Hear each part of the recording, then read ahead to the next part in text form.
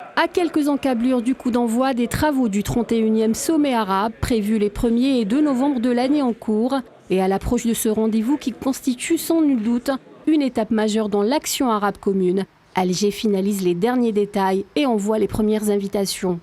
Mahmoud Abbas est le premier chef d'État à recevoir l'invitation officielle hier soir au Caire, suivie ce mardi par le président égyptien Abdel Fattah al-Sisi, invitation auquel les 2 présidents ont répondu favorablement.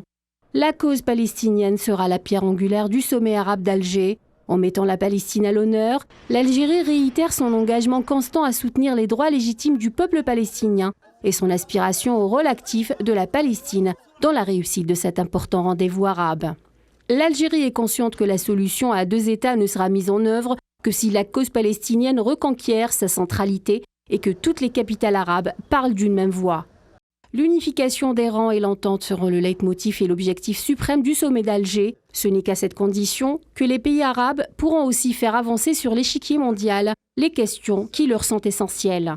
Le monde arabe se doit de mettre un terme aux divergences et divisions qui l'ont miné pendant des années et qui ont offert l'occasion à ceux qui ne veulent pas d'une Oumma forte et unie d'élargir le fossé entre certains pays arabes.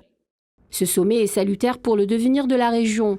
La présence de tous les pays arabes à Alger en novembre prochain marquera le début de cette renaissance pour laquelle l'Algérie déploie d'immenses efforts, elle qui entretient d'excellents rapports avec les États arabes.